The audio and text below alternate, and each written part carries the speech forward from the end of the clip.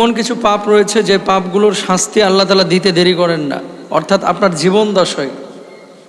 আখিরাতে তো শাস্তি আছেই, কিন্তু এই পাপগুলোর শাস্তি আল্লাহ তাআলা আপনার জীবন দশায় মানে কবরে ঢোকার আগেই দেওয়া শুরু করে দেন। নাউজুবিল্লাহ বলেন। এমন কিছু পাপ যে পাপগুলো আল্লাহ তাআলা আপনার জীবন দশায় দেয়া শুরু করে দেন। তার মানে কি? এগুলো গুরুতর পাপ। কি পাপ? বড় সড়ো পাপ।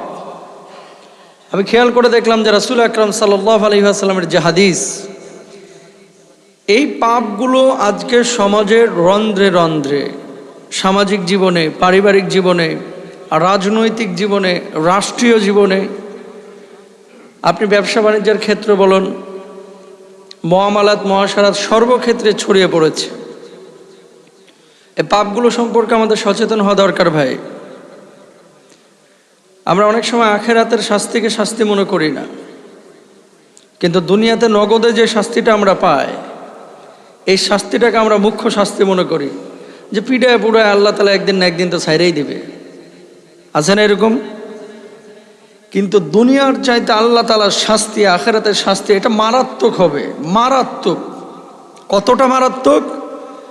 আল্লাহ রাসূল সাল্লাল্লাহু আলাইহি ওয়াসাল্লামের একটা হাদিস থেকে বোঝা যায়, জাহান্নামের যে উষ্ণতা, উত্তপ্ততা, আগুনের যে তর্জন গর্জন, জাহান্নামের এই উষ্ণতা, উত্তপ্ততা, আগুনের তর্জন গর্জনে একটা অংশ আর একটা অংশকে অনেক সময় খেয়ে ফেলায়। তো জাহান্নাম আল্লাহকে বলল যে আল্লাহ, এই যে একটা অংশ আর একটা অংশকে খেয়ে ফেলায়, আল্লাহ এর জন্য আপনি একটা ব্যবস্থা নেন। আল্লাহ তাআলা তখন কি করলেন? জাহান্নামের দুইটা পরিস্থিতি তৈরি করে দিলেন, পরিবেশ তৈরি করে দিলেন। যখন গরম শ্বাস ছাড়ে তখন দুনিয়ায় এই জন্য গ্রীষ্মকাল শুরু হয়, আর শীতল শ্বাস যখন ছাড়ে তখন দুনিয়ায় কি হয়? শীতকাল শুরু হয়। তো জাহান্নামের অবস্থা হচ্ছে দুইটা, একটা হচ্ছে গরম আর একটা হচ্ছে হিম শীতল, বরফ শীতল অবস্থা। দুটোই কিন্তু কষ্টদায়ক, ঠিক কিনা? তো প্রিয় ভাইরা আমার, পাপগুলো কি কি? যে পাপগুলোর শাস্তি আল্লাহ তাআলা দুনিয়াতেই দেওয়া শুরু করেন, আর আখিরাতে তো শাস্তি আছে। এমন না যে দুনিয়াতে শাস্তি দিয়ে মাপ, মানে আল্লাহ এত নারাজ হন মানুষগুলোর উপরে যে আল্লাহ তাআলা এদেরকে দুনিয়াতেও শাস্তি দেন, আখিরাতেও দেন, মানে কবরেও দেন। নাউজুবিল্লাহ। আরো একবার বলেন। আল্লাহ রাসূল সাল্লাল্লাহু আলাইহি ওয়াসাল্লাম কি বলছেন খেয়াল করেন। ওয়ালাম ইয়ানকুদু আহদাল্লাহি ওয়া আহদা রাসূলিহি। দুনিয়ার জিন্দেগিতে এমন কিছু মানুষ আছে যে মানুষগুলো আল্লাহর সাথে, আল্লাহ রাসূল সাল্লাল্লাহু আলাইহি ওয়াসাল্লামের সাথে অঙ্গীকার ভঙ্গ করে। কি অঙ্গীকার? আপনি যখন রুহানি জগতে ছিলেন, আল্লাহকে তখন বলেছিলেন, আল্লাহ, দুনিয়ার জিন্দেগিতে আপনার দাসত্ব স্বীকার করব, আপনার সাথে শিরিক করব না। আল্লাহ, আপনার অবাধ্য হব না। আল্লাহ, আপনি ছাড়া কাউকে মাবুদ হিসাবে গ্রহণ করব না। আল্লাহ, আপনি আমার খালিক। আল্লাহ, আপনি আমার মাবুদ। এভাবে আল্লাহকে অনেক কিছু আপনি বলেছিলেন। এবং দুনিয়ার জিন্দেগিতে এমন অনেক মানুষ আছে দেখবেন, যে মানুষগুলো আল্লাহকে বলে যে আল্লাহ, পয়সা দিয়ে দাও না আমারে, আল্লাহ ধনী বানায় দাও না, আল্লাহ দেখো আমি মসজিদ বানাবো, আল্লাহ টাকা পয়সা কিছু দাও আমারে, দেখো আমি দান করব, আল্লাহ আমার একটা ভালো চাকরির ব্যবস্থা করে দাও, দেখো না আমি নামাজ একটাও ছাড়বো না, আল্লাহ আমার একটু সুখী জীবনযাপন দান করো, দেখো না আল্লাহ কোনোদিন তাহাজ্জুদ ছাড়বো না। এরকম অঙ্গীকার করে কি করে না? বিয়ে হয়েছে 13 বছর, বাচ্চা কাচ্চা হচ্ছে না, আল্লাহ একটা ছেলে দাও, কোরআনের হাফেজ বানাবো। হাফেজ তো বানানোর দূরের কথা, আল্লাহ বাচ্চা দিল 14 বছর 15 বছর পরে, ভাই বিশ্বাস করেন, এরপর মুয়াজ্জিনের কাছেও পড়ানোর জন্য পাঠায় না। মাদ্রাসা তো অনেক দূরের বিষয়। আছে না নাই? বহুত মানুষ এরকম আছে যারা আল্লাহর সাথে কৃত অঙ্গীকার কি করে? ভঙ্গ করে। বিশ্বনবী সাল্লাল্লাহু আলাইহি ওয়াসাল্লামের জন্য বলছেন, ওয়ালাম ইয়ানকুদু আহদাল্লাহি ওয়া আহদা রাসূলি। আল্লাহ রাব্বুল আলামিনের সঙ্গে যখন কেউ ওয়াদা ভঙ্গ করবে, আল্লাহ রাব্বুল আলামিন ওই মানুষটিকে, ওই সমাজের লোকগুলোকে, ওই জাতির লোকগুলোকে বিপদে ফেলবেন, আর শত্রুদেরকে তাদের উপরে চাপায়া দিবেন। বলুন নাউজুবিল্লাহ। অনেক সময় আপনি ভালো মানুষ, কিন্তু শত্রুদের সাথে পেরে ওঠেন না। শত্রুরা আপনাদের উপরে জুলুম করে, আর আপনারা মুখ বুজে সহ্য করেন। কারণ কি? কই পুলিশ হেগোলগে, ক্ষমতাবান লিডাররা হেগো সাথে, প্রভাবশালীরা তার সাথে কুলায় উঠতে পারবো না। আপনি এলাকা ছাড়া হন, কিন্তু ওই লোকটার কিচ্ছু করতে পারেন না, ও জালেম। এটা আবার মনে করেন না যে আব্দুল কাদের জিলানির মতো সে, এরা আল্লাহ ছাড়িয়ে দিবে। মূলত ওরেও ধরবে, কিন্তু আল্লাহ তাআলা আপনাকে আল্লাহর পক্ষ থেকে যে সাহায্যটা এটা আপনি পাবেন না যদি আপনি আল্লাহর সাথে অঙ্গীকার ভঙ্গ করেন। বলুন নাউজুবিল্লাহ। এটা বুঝার বিষয় আছে। কি বুঝবেন? আল্লাহর সাথে যা ওয়াদা করেছেন, আল্লাহর একত্ববাদকে যদি মেনে নেন, আল্লাহর ইবাদত বন্দেগী করেন, সাহায্য আল্লাহর পক্ষ থেকে আসবে। যখন আল্লাহর পক্ষ থেকে সাহায্য আসবে, সারা পৃথিবীর মানুষ আপনার বিপক্ষে গেলেও আপনার কোনো ক্ষতি করতে পারবে না, ঠিক কিনা? আর যদি আল্লাহর সাহায্য না আসে, আপনি যতই ক্ষমতাধর হন নিজেকে রক্ষা করতে পারবেন না। আল্লাহ তাআলা জালেমদেরকে চাপিয়ে দিবেন, এরা তো শাস্তি দিবেই, প্রভাব খাটাবে, যা খুশি তাই করবে, কিন্তু আপনি কিছু করতে পারবেন না। তাহলে ওয়াদা রক্ষা করতে হবে। আল্লাহর সাথে ওয়াদা ভঙ্গ করা যাবে, শিরিক করলে ওয়াদা ভঙ্গ হয়। মানুষের সঙ্গে বেঈমানি গাদ্দারি করলে, আল্লাহর কৃতজ্ঞতা স্বীকার না করলে ওয়াদা ভঙ্গ হয়। ইবাদতের ক্ষেত্রে আল্লাহকেও মানতেছেন, পীর সাহেবকেও মানতেছেন। কেমন? আল্লাহও দিতে পারে, পীর সাহেবও দিতে পারে, আল্লাহও দিতে পারে, মৃত ব্যক্তিও দিতে পারে, আল্লাহও দিতে পারে, মাজারও দিতে পারে। আপনি ওয়াদা ভাঙলেন, ঠিক কিনা? এই জন্য রব্বুল আলামিন বলছেন ওয়াউফু বিল আহদি ইন্নাল আহদা কানা মাসউলা। যে অঙ্গীকারগুলো আল্লাহ রব্বুল আলামিনের সঙ্গে তুমি করেছিলা, সেই ওয়াদাগুলো, অঙ্গীকারগুলো পূর্ণ করো। যদি ওয়াদা পূর্ণ না করো, অঙ্গীকার ভঙ্গ করো, আল্লাহ রব্বুল আলামিনের আদালতে দাঁড়াইতে হবে। অবশ্যই অবশ্যই তুমি জিজ্ঞাসিত হবে, ঠিক কিনা ভাইরা আমার? জীবনের মালিককে, মৃত্যু দেওয়ার মালিককে, খাওয়াচ্ছেন কে? গোলামি হবে কার? দুনিয়ার জিন্দেগিতে এমন অনেক মানুষ আছে আল্লাহর দেওয়া জীবন ব্যবহার করছে, আল্লাহর দেওয়া নিয়ামত খাচ্ছে, আল্লাহর দেওয়া নিয়ামতের মধ্যে নিজেকে ডুবিয়ে রেখেছে, আর চামচামিন করতেছে, দালালি করতেছে নেতার গিয়া। কথা বলেন না কেন? আল্লাহর খাইলো, আল্লাহর পয়লো, আর দালালি করলো কার? নেতার।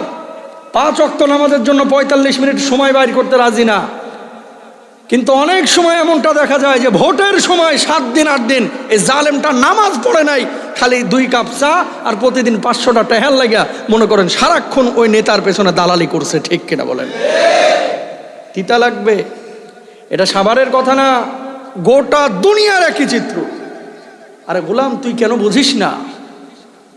500 টাকার জন্য তুমি সারাদিন নামাজ রোজা ছাইরা নেতার পেছনে ঘুরো।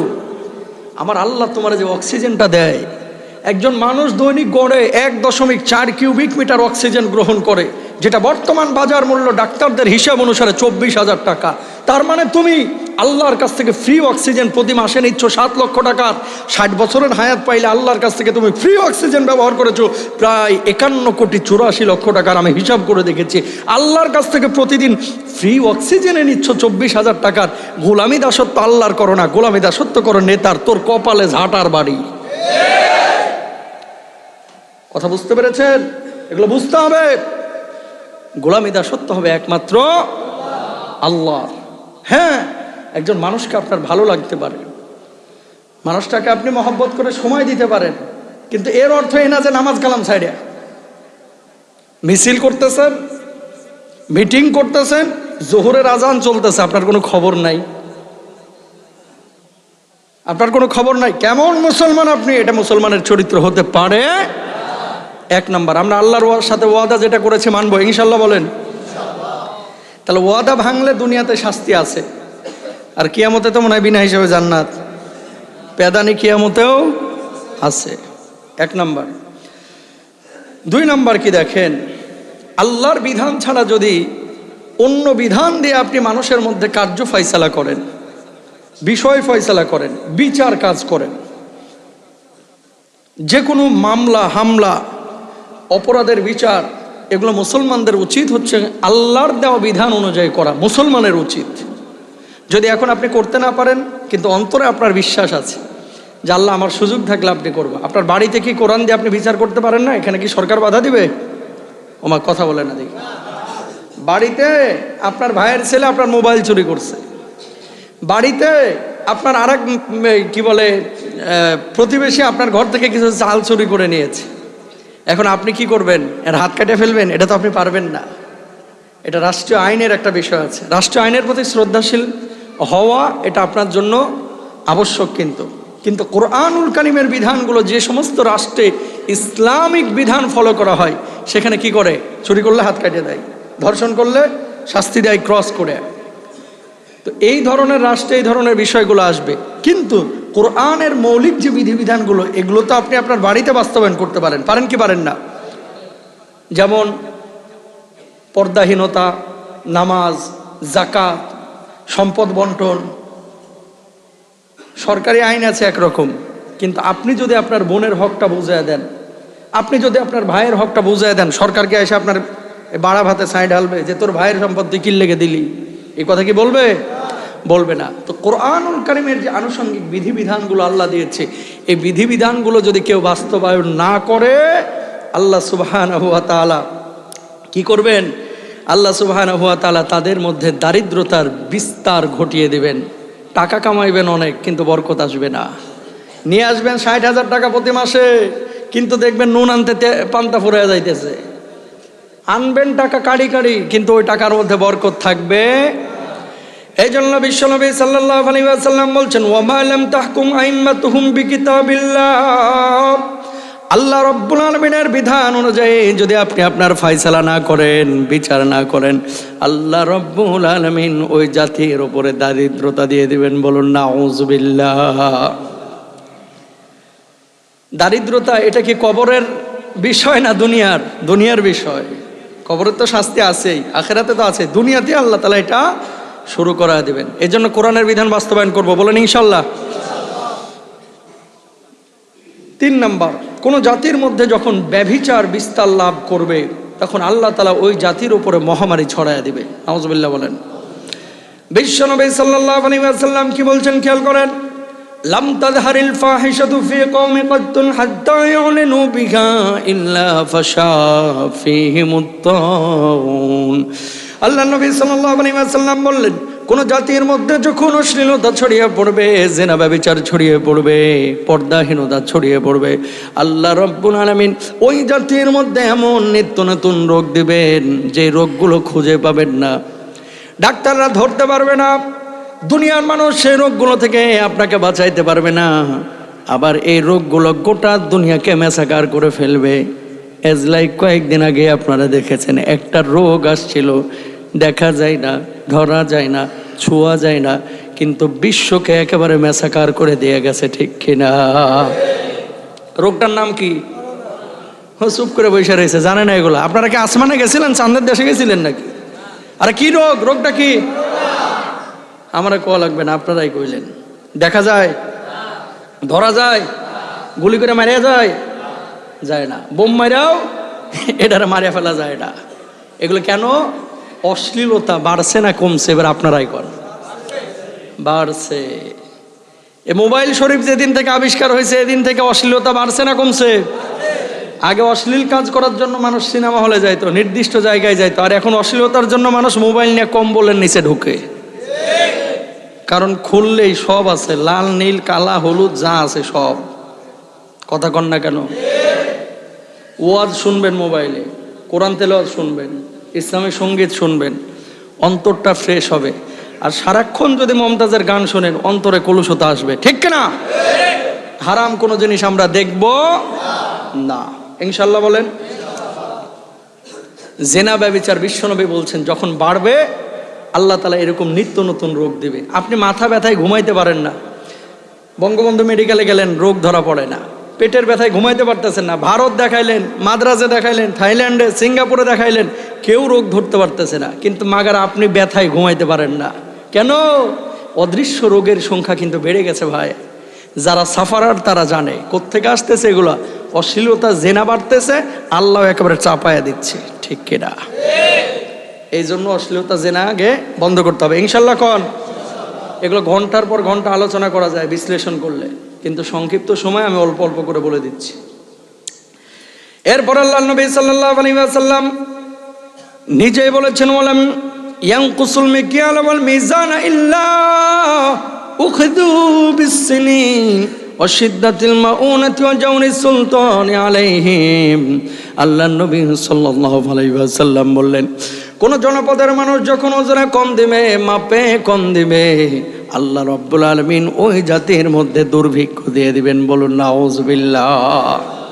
যখন ওজনে মাপে তোমরা কোনো কিছু জিনিস দিবা, তখন কি করবা? পূর্ণ করে দিবা, কোনো কার্পণ্য করবা না, কমতি করবা না। অনেক সময় আমরা যখন কেনাকাটা করি, নেওয়ার সময় পয় পয় করে হিসাব করে নিই, আর যখন দিই খালি 150 গ্রাম বাটখারা মারি। কথা কন না কেন? কিভাবে কম দেওয়া যায়? আর যখন কিনি কারণ বাজার থেকে, হট বেটা 56 গ্রাম 55 গ্রাম 50 গ্রাম কম দিচ্ছিস কেন? আর যখন মারে 150 গ্রাম খায় না, উদাও করে হালায়। দই বিক্রি করতেছে, দই 1 কেজি দই, হাড়ির ওজন 600 গ্রাম। কথা কন না কেন? কষাইরে দেখা দিলেন, ভাই রানের গোস্তটা দে, আমারে সিনার গোস্ত দে। বাড়িতে এসে খুলে দেখেন সিনা তো আছে মনে করেন 1 পোয়া, আর মনে করেন ওই 600 গ্রাম আমি খালি রগ ঢুকে রেখে দিয়েছি। কিরে রগ নাজিল হইলো কোত্থেকে? কষাইয়ের কোষা থেকে। যখন উঠাইছে এখান থেকে আস্তে আস্তে নাজিল করছে। কথা কন না কেন? হ্যাঁ, চাইলেন একটা, হইল আর একটা। এই কাজ যারা করবে আল্লাহ ওই জনপদে দুর্ভিক্ষ দেবে। ওই ব্যবসায়ী টাকা নিয়ে আসবে কাড়ি কাড়ি, আয়া দেখবে হার্টের মধ্যে ব্লক, কিডনি পয়সা গেছে, পিত্তথলিতে পাথর, এমন এমন রোগ দিবে। কারণ ওই যে হারাম খাইছে, আরেকজনের ঠগায় আরামে থাকবে। এত সোজা। কথা কন না কেন? হারাম খাইবেন তো আরাম তুলে নিবে কে? আল্লাহ। বুঝলে বুঝ পাতা, না বুঝলে আর কেমনে বুঝবেন? আল্লাহ বুঝদান করুক, আমিন বলেন। কয় নাম্বার গেছে? কয় নাম্বার? 4 নাম্বার গেছে।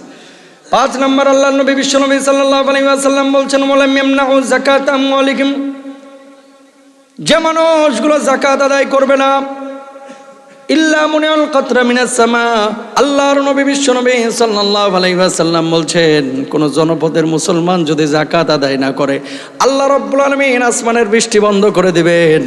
আসমানের বৃষ্টি বন্ধ করলে শুধু শ্যালো দিয়ে কিন্তু পানি সেচ করে ফসল উৎপাদন করতে পারবেন না। ঠিক কিনা? কয় টাকার পানি সেচ করবেন? তেল কিনতে হইব না? পানি পাইবেন কই? এই জন্য বন্ধুরা আমার, ফসল যদি বাড়াইতে হয় আকাশের বৃষ্টি দরকার আছে না নাই? জমিনের মধ্যে যদি ফসল বাড়াইতে চান, সম্পদ বাড়াইতে চান, ফসল উৎপাদন করতে চান, ফসল বাড়াইতে চান, তাহলে আকাশের বৃষ্টির দরকার আছে। আমার আল্লাহ রাব্বুল আলামিন বলছেন, গোলাম আকিমুস সালাহ ওয়া আতুজ যাকাত, নামাজ কায়েম কর, যাকাত দে, আমি আল্লাহ রাব্বুল আলামিন আসমানের বরকতগুলো তোদের জন্য খুলে দেব। এমন বৃষ্টি দেব যে বৃষ্টিগুলো তোদের জন্য ফসল উৎপাদনে যথেষ্ট হয়ে যাবে। ফসল যখন বাড়বে, সয়াবিন তেলের দাম 800 টাকা লিটার হবে না। ঠিক কিনা? সুবহানাল্লাহ কন। এই যে যাকাত যারা অস্বীকার করবে, মনে করবে যে যাকাত না দিয়ে আল্লাহরে লাল কার্ড দেখাইছি, বুড়ি আঙ্গুলি দেখাইছি, আল্লাহরে ঠকাই দিছি, নিজে জিতছি। যাকাত না দিয়ে যে টাকাটা জমা রাখবেন, বিশ্বাস করেন এটা আপনার কলিজা খাইতে পারবে না, আপনার পেট খাইতে পারবে না। কারণ এই টাকাটা হারামের মতো হয়ে যায়। আল্লাহর সাথে গাদ্দারি বেঈমানি করে কখনো সুখী হওয়া যায় না। আল্লাহর বিধান যেভাবে আল্লাহ দিয়েছে সেভাবে বাস্তবায়ন করতে হবে, ইনশাল্লাহ। কোন এই 5 প্রকারের শাস্তি আল্লাহ সুবহানাহু ওয়া তাআলা দুনিয়াতেই দিয়ে দেন, আখিরাতে তো আছেই।